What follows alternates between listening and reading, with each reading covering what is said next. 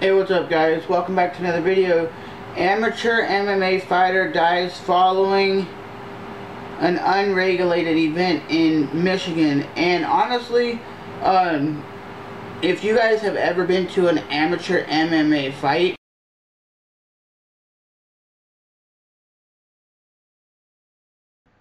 and you guys really want to know how messed up amateur MMA is, if you listen to the Joe Rogan podcast, when Uriah Faber was on there, he said they actually had fights in a cage, outdoors in a parking lot, where in my hometown, when I was living in California, they had amateur fights in a parking lot in a cage, right?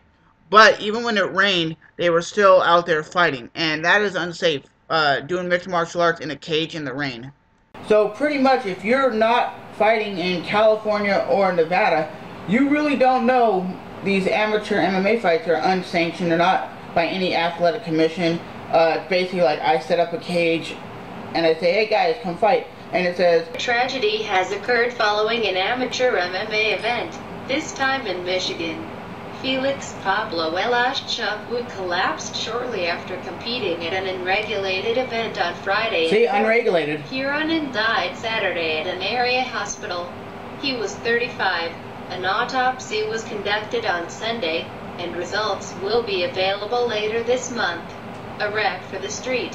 Clare County, Mich. Medical examiner told Majunkie.com www.majunkie.com. Elashchuk, who was born in Nigeria but lived in Ontario, Canada, was competing in his first bout.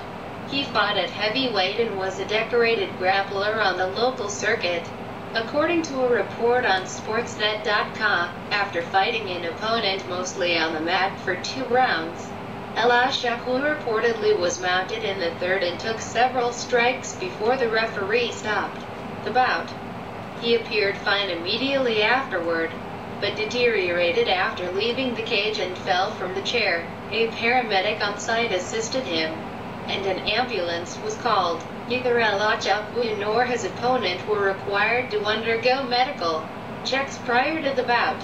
According to Sportsnet, amateur MMA is unregulated in Michigan, which means safety measures are left to promotions such as Amateur Fighting Club, which held the event at an American Legion building. But this past year, the Association of Boxing Commissions advised its member commissions not to license fighters from the state and not recognize event results from.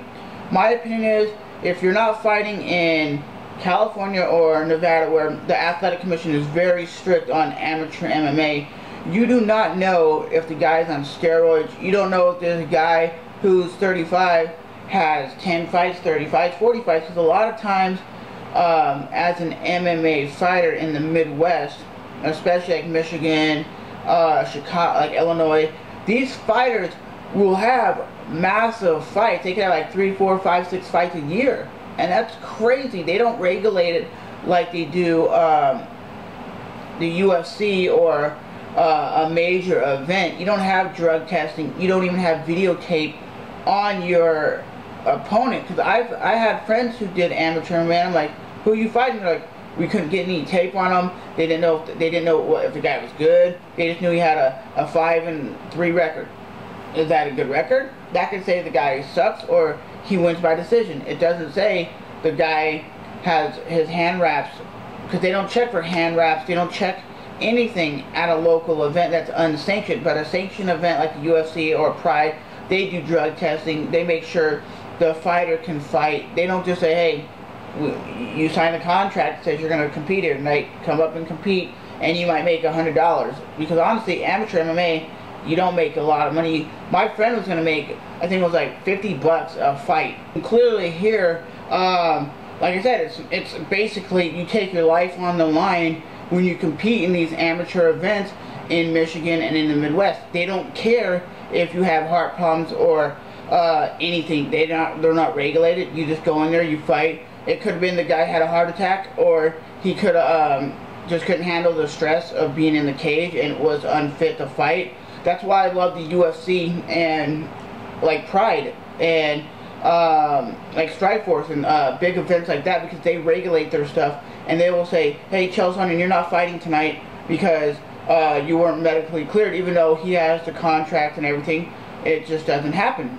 Because look at it this way, Dan Hardy was supposed to fight at UFC on Fox in San Jose, and he did some hospital testing, and they said he had some disease that he had in 2004 that's making him where he cannot compete in the event on Fox. And he said that's perfectly fine. He would rather have it where he can't compete, and then or find out he can't compete and then end up dying afterwards. Well, your son Dan Hardy fought, but we found out after the fight he had a medical condition that prevented him the fight, but he fought anyway. And Dan Hardy said he doesn't want to be a death in mixed martial arts. And yes, this is like the first death I've ever heard of in mixed martial arts, especially here in the U.S. There's never been a serious death or injury in mixed martial arts in the UFC, according to Dana White, and the UFC's been around for 20 years. So, with that said, my condolences could go out to the family, and I say, I really think amateur MMA needs to step their game up and actually regulate that shit, because it's not just two guys going in there and like wrestling. It's mixed martial arts. You can seriously get hurt, and I'm a big fan of mixed martial arts. I've been a mixed martial arts fan. In 1996, I've been a fan of mixed martial arts, I should have said. But I'm a fan of the sport, but I think every MMA, from amateur to pro, should be regulated.